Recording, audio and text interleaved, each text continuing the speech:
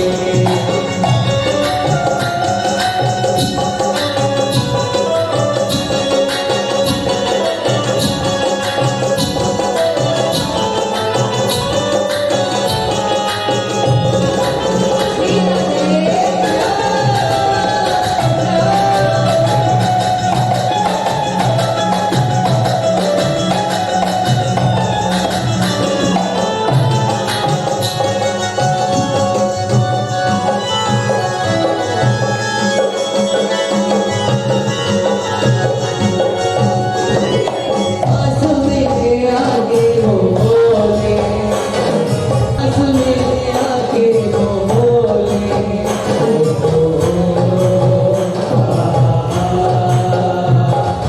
पास में आके वो बोले अरे रात क्यों नजरिया ना बोले अजी पास में आके वो बोले अब तो पास आ गए और क्या कहते हैं अरे राधा नाराज क्यों होती हो क्या कहते हैं अरे पास में आके वो बोले राधे क्यों नजरिया ना बोले पास में आके वो बोले राधे क्यों नजरिया ना बोले अब राधा रानी क्या कहती है राधा रानी शर्मा गई अरे लाज से नजरिया ना बोलो हटनाई छे हटनाई छे हटनाई छे काना बोलो अरे लाज से नजरिया ना बोलो हटनाई छे काना ना बोलो और राधा रानी मन में क्या सोचती है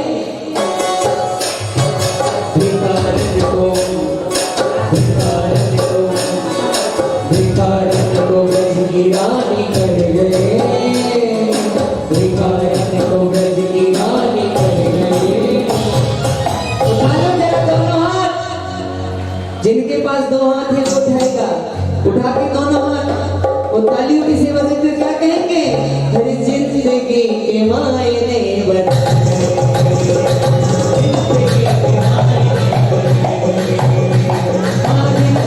के मायने जिंदगी के मायने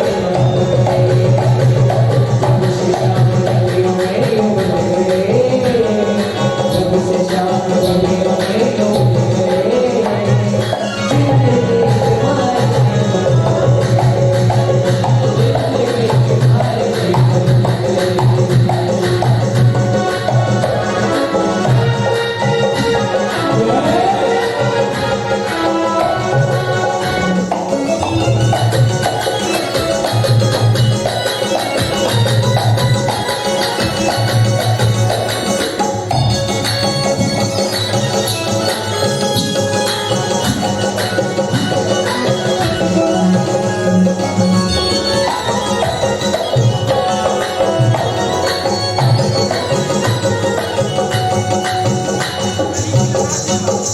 और क्या कहती ग्वालिन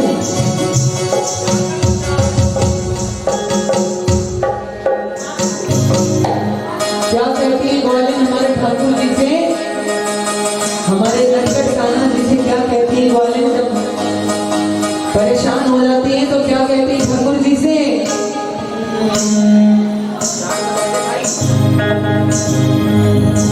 अरे दही खा लो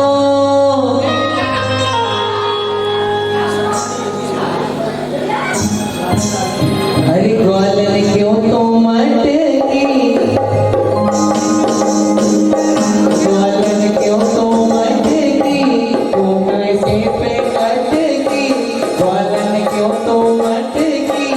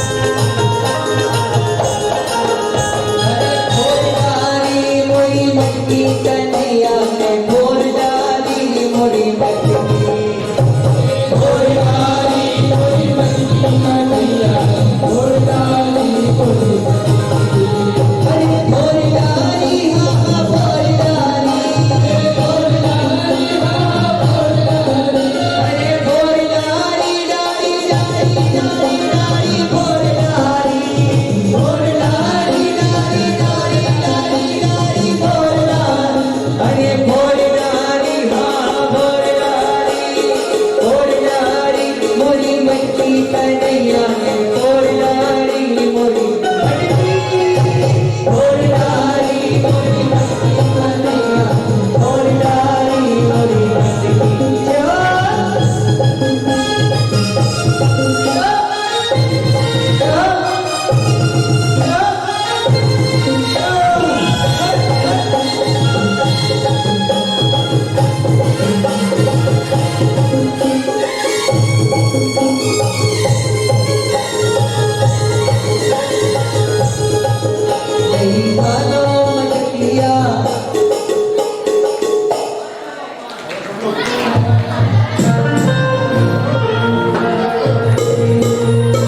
अरे हमारा खाना कैसा है?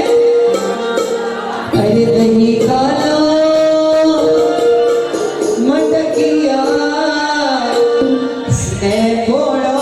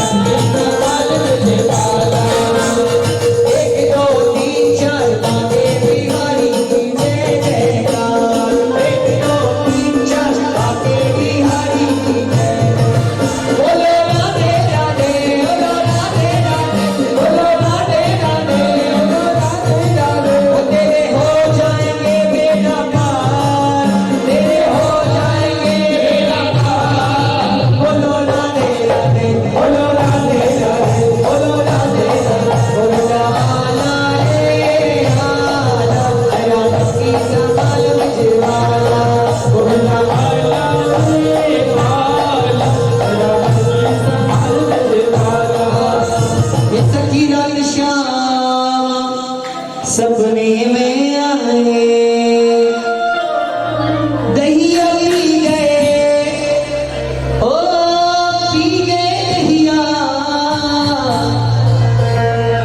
रात शाम सपने में आए, रात शाम सपने में आए, दहिया पी गए दहिया, दहिया पी गए दहिया, दहिया पी गए दहिया, दहिया पी गए दहिया, दहिया पी गए दहिया, दहिया रात शाम सपने में आए, रात शाम सपने में आए, दहिया पी गए दहिया, दहिया पी गए रात शाम सपने में आए, रात शाम सपने में आए।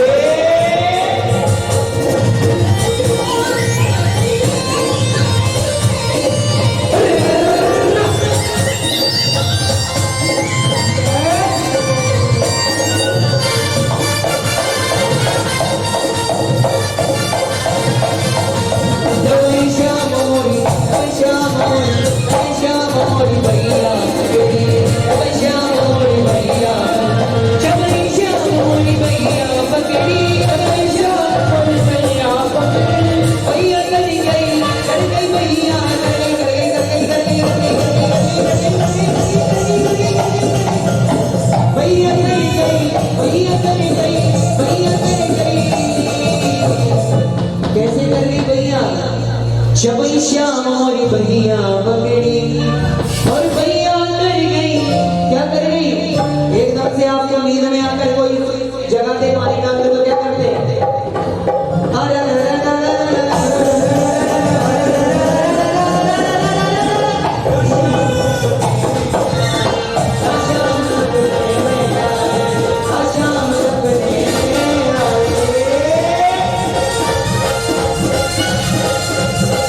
और हाथ में ताली की सेवा करते हुए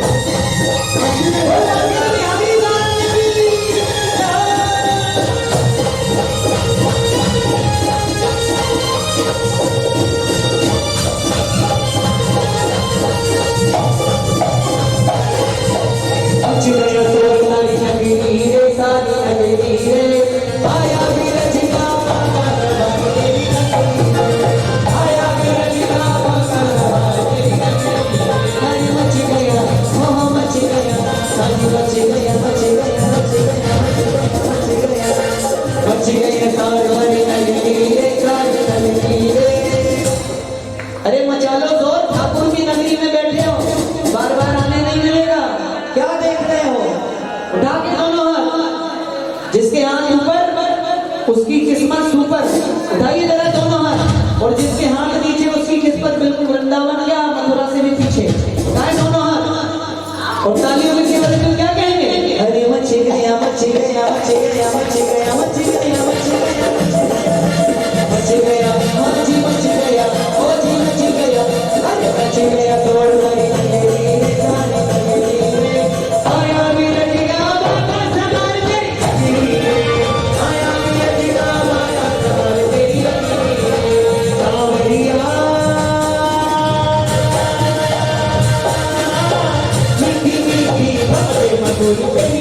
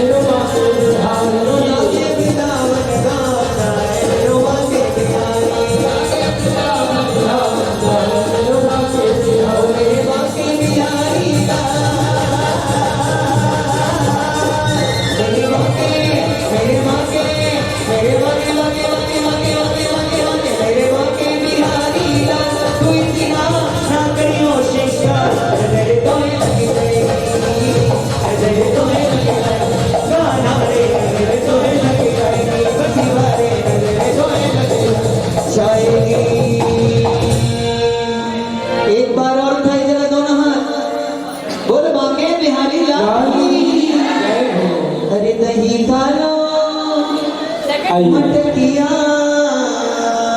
बोले बांके बिहारी लाल की।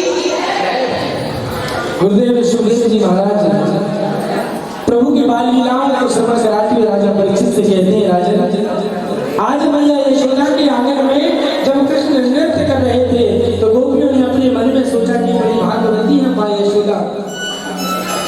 आज देखिए कार्तिक मास में जो दिन मैया यशोदा की जिस कथा को श्रवण करा रहे हैं वो कार्तिक के महीने की शुक्ल पक्ष की अष्टमी जो तिथि हमने परसों के दिन गोपाष्टमी यहाँ श्रीधाम वृंदावन में मनाए हैं। उस दिन पहली बार मैया यशोदा ने कन्हैया को खूब सुंदर श्रृंगार किया है। इतना सुंदर श्रृंगार किया कन्हैया का और सुंदर सजा धजाकर और महाराज मैया यशोदा ये माँ का वात्सल्य भाव है। गुरुदेव सुखदेव जी महाराज कहते हैं सुंदर श्रृंगार को आज ऐसे सिर पर हमारे इस पंच भौतिक जो शरीर है चिति जल पावक गगन समीना इन पंच तत्वों से निर्मित शरीर के समस्त शारीरिक अवयव जितने भी हैं इंद्रियों की सार्थकता तभी मानी जाएगी कि ये सब जब प्रभु की प्राप्ति के लिए ठाकुर जी की प्राप्ति के प्रति समर्पित है तभी इन इंद्रियों की सार्थकता मानी जाएगी।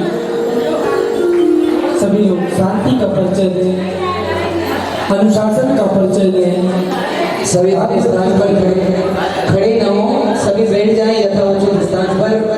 कथा में डिस्टर्ब होता है, आप सभी अपने स्थान पर बैठ जाएं और ठाकुर जी की प्रेममयी रसमयी कथा पर शासन करें। जय श्री कृष्ण। यही इंद्रियों की सार्थकता है कि बंधुओं आज मैया यशोदा गोपाष्टमी का दिन कार्तिक शुक्ल पक्ष की अष्टमी पहली बार गौ चराने के लिए भगवान छोटे छोटे बच्चों को लेकर के आज निकल रहे हैं। खूब सुंदर श्रृंगार किया है माँ यशोदा ने। भगवान की सुंदर छवि को देख करके एक बहुत सुंदर कवि है रसखानी जी, वो अपने पद में कहते हैं रसखानी जी की ऐसा सुंदर भगवान कि उस सुंदरता का वर्णन करते हुए कहते हैं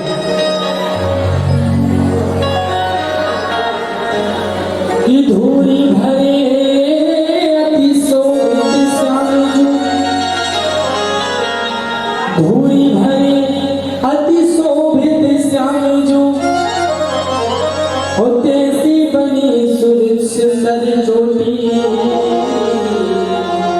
खेलते खाते फिरे अंगना पग पैंजने बाजत बीत छोटी छवि को रस खाने मिलोकते अरे बात छवि को रस खाने मिलोकते भारत काम कला निधि कोटि और काव्य के भाग बड़ी सजनी हरि हाथ सुझे गयो माखन रोटी। काव्य के भाग बड़ी सजनी हरि हाथ से ले गयो माखन रोटी। मेरे श्यामचू मेरे कन्हैया का धूल से सना हुआ शरीर, धूली भरे अति शोभित श्यामचू धूल से सना हुआ शरीर इतना सुंदर और उसी पर सुंदर चोटी बना दी मैया यशोदा ने। शोभा ये देखने लायक है और ये पीले वस्त्रों में पीतांबर धारण किए हैं, पैरों में पायल बांधकर माखन और रोटी खेलते खाते घूम रहे हैं आंगन में और घूमते उस छवि पर रसखान जी खुद निछावर अपने आप को भी निछावर कर देना चाह रहे हैं, सब कुछ निछावर सब कुछ समर्पित कर देना चाह रहे हैं। इस अपनी कला को तो क्या सब कुछ निछावर कर देना चाह रहे हैं रसखान जी। तभी एक कौआ आकर के एक काग आता है और उसने आकर हाथ से माखन रोटी मेरे कन्हैया के हाथ से लेकर के और उड़ जाता है। तो रसखान जी क्या कहते हैं उस भाव को देखिए, अरे देखो तो जरा इस निकृष्ट कौवे को, इसके भाग्य को तो देखो, इस निकृष्ट काग के भाग्य को देखो कि इसे भगवान के हाथ की भगवान की जूठी माखन रोटी खाने को इस कौवे को मिलती है। काव्य के भाग बड़े सजनी हरि हाथ से ले गयो माखन रोटी। बड़ा सुंदर वर्णन किया। गुरुदेव जी महाराज कहते हैं राजा परीक्षित की राजा आगे प्रभु की बाल लीलाओं को श्रवण कराया, अनेक चरित्र प्रसंगों को श्रवण कराते हुए कि कंस के द्वारा भेजे गए वृत्तासुर का प्रभु ने उद्धार किया। अघासुर जो अजगर का रूप धारण करके आया था, प्रभु ने उसका उद्धार किया। ब्रह्मा जी को जब भ्रम हो गया तो ब्रह्मा जी के भ्रम को भी संशय को भी परमात्मा ने, मेरे कन्हैया ने दूर कर दिया। जब ब्रह्मा जी ने सारे बालकों को, सारे गोप बालों को चुराकर, गौओं को चुराकर ब्रह्मलोक में ले गए और वहां योग निद्रा में लिटा दिए। 1 साल तक ये लीला चली। 1 साल बाद जब वही गोप बाल, वही गौएं उसी ठीक आकार प्रकार उसी स्वभाव की जब ब्रह्मा जी ने देखे तो बड़े आश्चर्यचकित रह गए। साक्षात स्वयं परमात्मा की ब्रह्मा जी ने 40 मंत्रों में स्तुति करते हैं। परमात्मा ने, मेरे ठाकुर जी ने लेकिन ब्रह्मा जी से एक शब्द भी नहीं बोला, एक कुछ भी नहीं बोला। ब्रह्मा जी 2 ही परिक्रमा करके भय के मारे सीधे ब्रह्मलोक चले जाते। गुरुदेव सुखदेव जी महाराज कहते हैं राजा परीक्षित की बात, मैया यशोदा के जब भगवान बहुत कटकट लीला करते हैं तो उखल में बांध देती हैं, तो उखल से भगवान आगे चलकर मार्ग, जो द्वार है, द्वार में 2 वृक्ष लगे हुए हैं यमलार्जुन। दरअसल ये दोनों वृक्ष श्रापित हुए 2 कुबेर के दोनों पुत्र मणिग्रीव और नलकूबर हैं। दोनों का प्रभु ने उद्धार किया। यमलार्जुन उद्धार के प्रसंग के रूप में श्रीमद् भागवत में यह कथा वर्णित है, जिसे राजा परीक्षित को गुरुदेव सुखदेव जी महाराज श्रवण कराते हैं। अनेक ब्रजवासियों के अनेकों प्रकार से परमात्मा ने कई बार रक्षा की। ब्रजमंडल में जब दावाग्नि लग गई, उस दावानल अग्नि का पान भी प्रभु ने किया। यमुना जल, यमुना का सारा जल कालिया नाम के उस विष से जब पूरा जहरीला हो गया, विषैला हो गया, तो कालिया का मर्दन कर दिया। कालिया नाग का मर्दन करके प्रभु ने, ये जहाँ हमारे श्रीधाम वृंदावन में जो शिव शक्ति तीर्थ यात्रा समिति के सौजन्य से श्रीमद् भागवत की यह पावन कथा प्रतिवर्ष आयोजित की जाती है। एक विशेष सूचना है कि अगले 2022 में, अगले वर्ष हमारी यह यात्रा मार्च में अभी और समिति से एक विशेष बैठक जबलपुर में जाकर होगी। सभी को सोशल मीडिया के माध्यम से सूचित कर दिया जाएगा। तो जो जाने के इच्छुक हो, श्री जगन्नाथपुरी धाम में श्री भागवत की कथा श्रवण कराई जाएगी। आप अपने साथियों से जो यहाँ पर नहीं है, उन सभी को यह सूचना प्रदान कर दीजिएगा। आइए कथा में हम प्रसंगों जो को आगे बढ़ाते हुए श्री राम वृंदावन की महिमा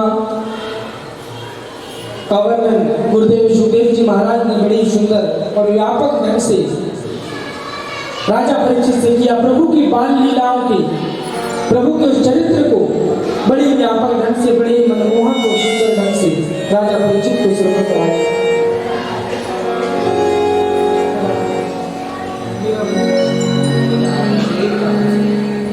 श्रीधाम वृंदावन में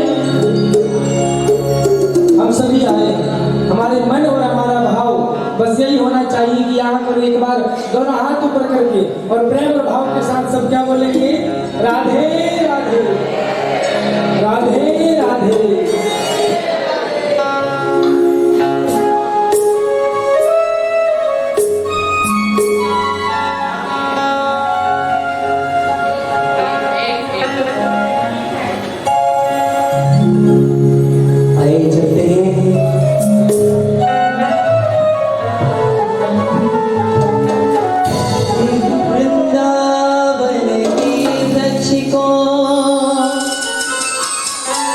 मन मन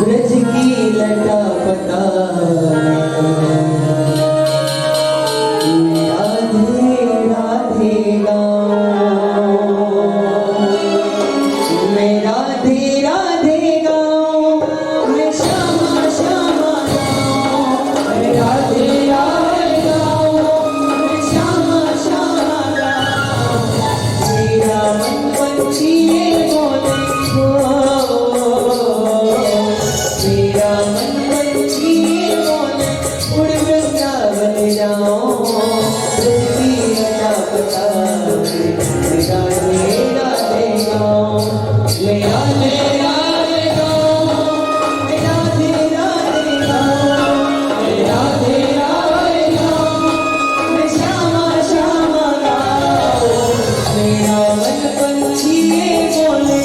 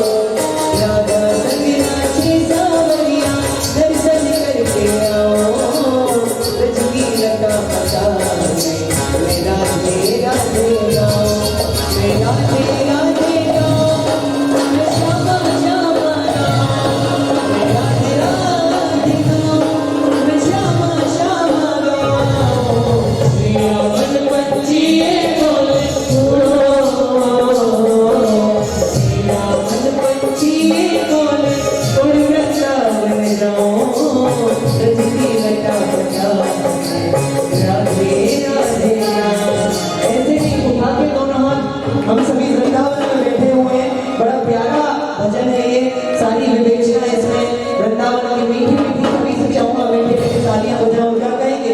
वृंदावन की महिमा प्यारे कोई न जाने, प्रेम नगरिया मनमोहन की प्रेमी पहचाने।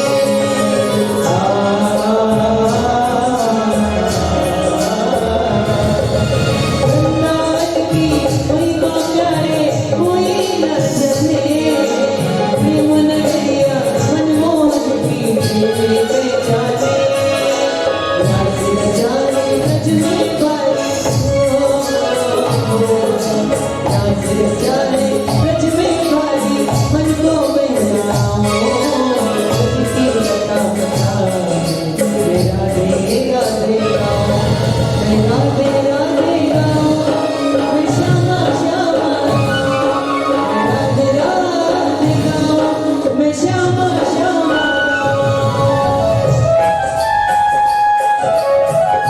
वो बाके बिहारी सरकार की जय।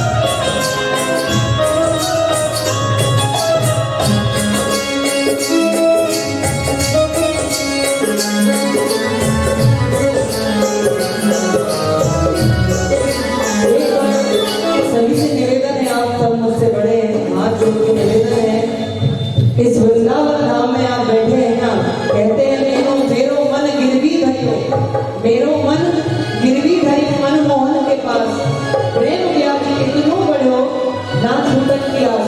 इतना प्रेम का इतना ब्याज बढ़ा देना कि ठाकुर जी के पास से आपका मन गिरवी धरा है, वो छूट ना पाए। एक बार सभी गाना, भाव से गाना, प्रेम से गाना, लगन से गाना। और क्या कहना, राधी राधी सबले मनवा दुख मिट जाने लगे, राधा राधा सुनकर गाना छोड़े आएंगे।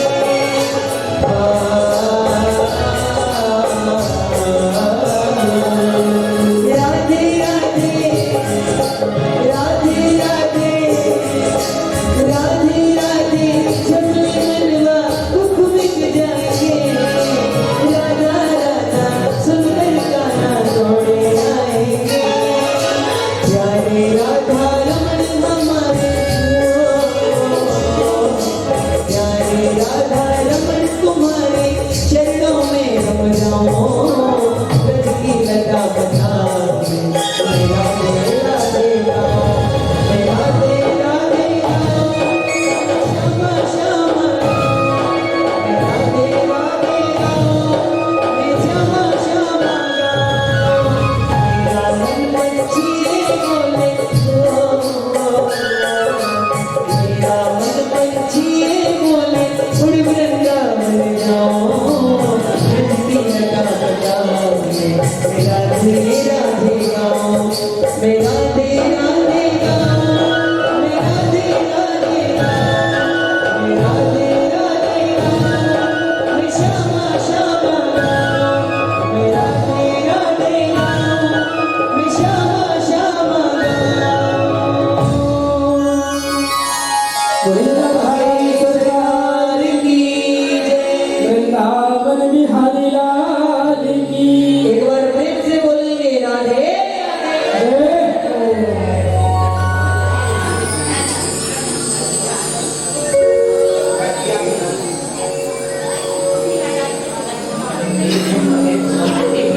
हमारे संस्कार धानी जबलपुर से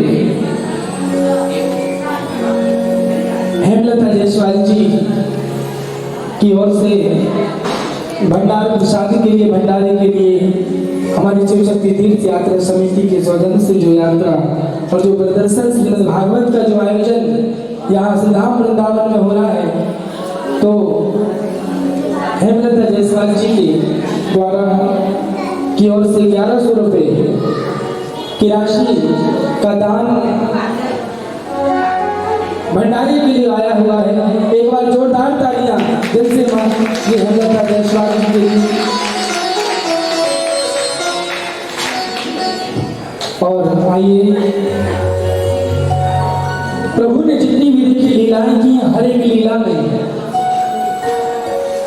भगवान एक शिक्षा देते हैं। भगवान ने मिट्टी माटी लीला की इस वृंदावन में।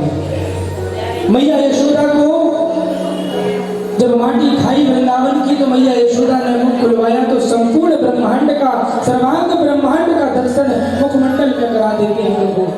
वो माटी लीला परमात्मा ने इसलिए की क्योंकि भगवान ये शिक्षा देते हैं, भगवान ये कह रहे हैं, समाज को यह संदेश देते हैं कि हमेशा अपने इस मिट्टी से जुड़कर रहिए, हमेशा अपनी इस माटी से कभी अलग मत होइए, अपनी माटी से, अपनी मातृभूमि से हमेशा जुड़े रहिए, अपनी इस माँ से हमेशा जुड़ते रहिए।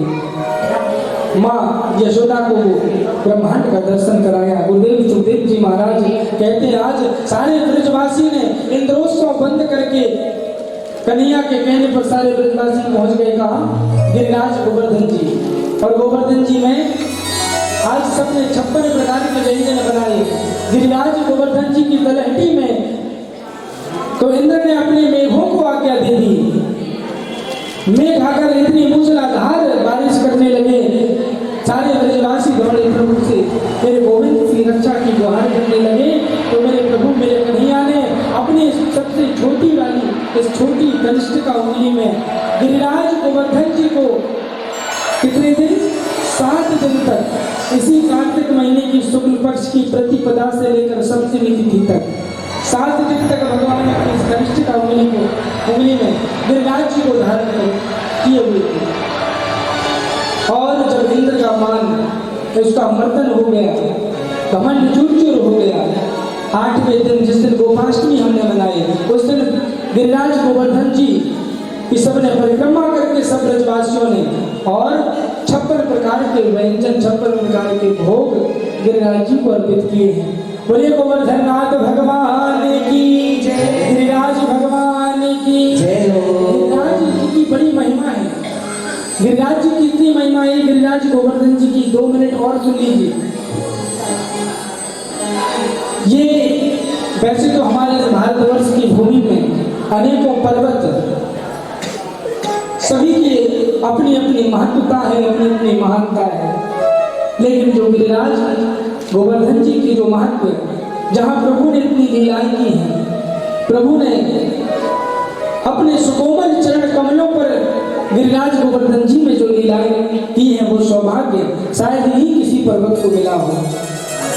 ये बात उस समय की है जब प्रभु श्री राम लंका जा रहे थे और लंका जाने से पूर्व बाण निकाल लिया, समुद्र को एक ही बाण में सुखा देंगे, ये संकल्प कर लिया और जैसे संधान किया है तो समुद्र देवता प्रकट हो गए। कहा प्रभु बाण मुझ पर चलाओगे तो न जाने कितने असंख्य जीव जो जलीय जीव हैं उनके प्राण चले जाएंगे प्रभु। इसलिए आप ही की इस वानर सेना में 2 ऐसे वानर हैं, 2 ऐसे वानर हैं जिनकी सहायता से, जिनको यह वरदान प्राप्त है, किसी भी पत्थर को, किसी भी शिला को अगर वो फेंकेंगे, किसी भी शिला को अगर वो समुद्र में रखेंगे तो वो डूबेगा नहीं, तैरता ही रहेगा।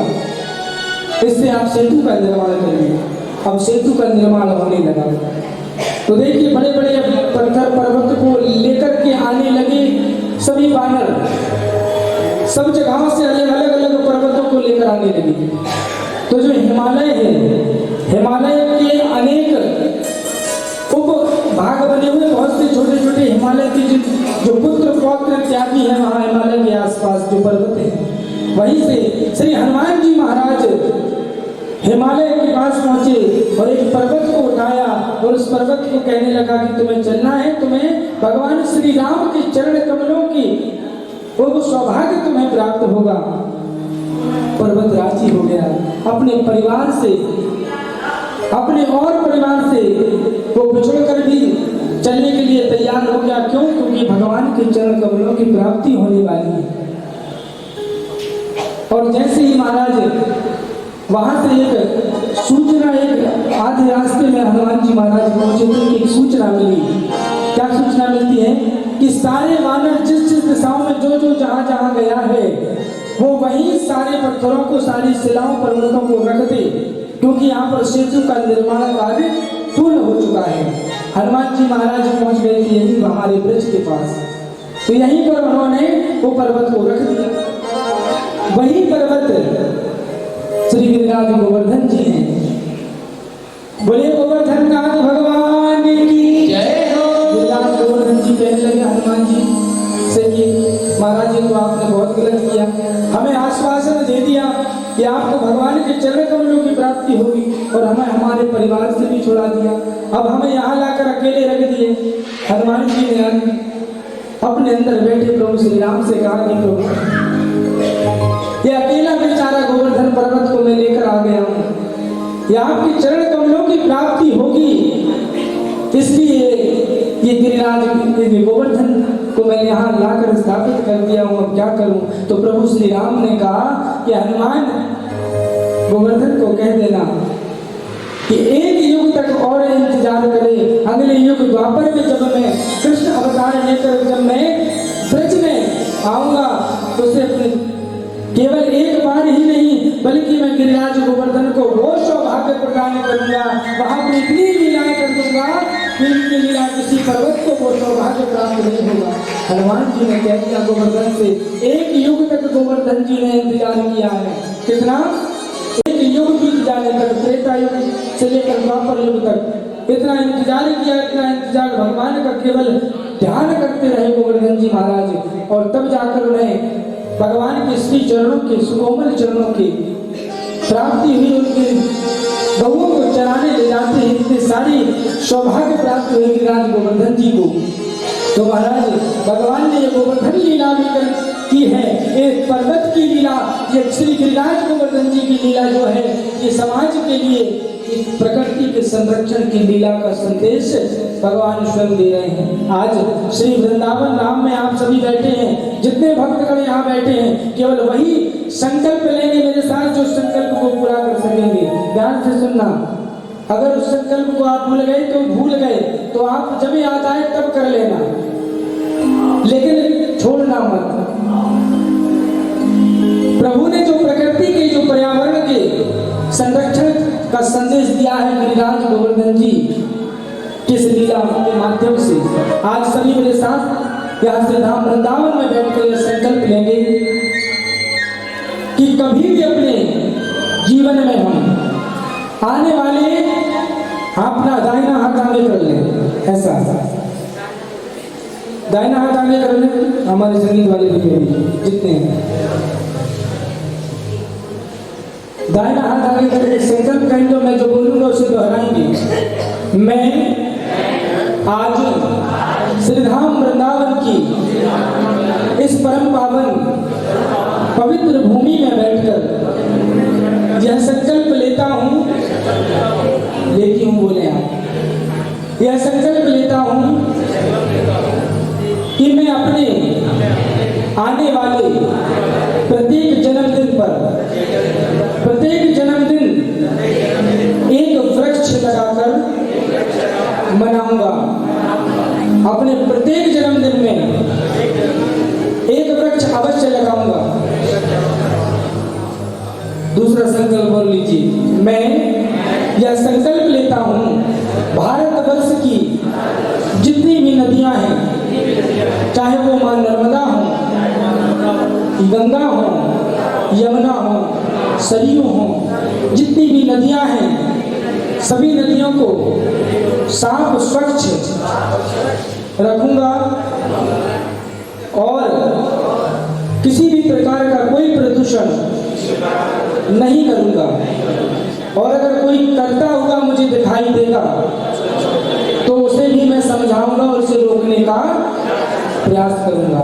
ये संकल्प आप जरूर, अवधि के जन्मदिन में भी पौधा वृक्ष लगाने के लिए अगर भूल जाए आप तो आप 2-4 दिन 10 दिन बाद भी उसे लगा सकते हैं, मगर करना जरूर है। अभी वर्तमान परिप्रेक्ष्य में कुछ समय पूर्व आपने स्थिति देखी भी है कोरोना काल में कि किस प्रकार ऑक्सीजन की जो समस्या, विकट परिस्थिति जो पैदा हुई थी, ये सब क्या है?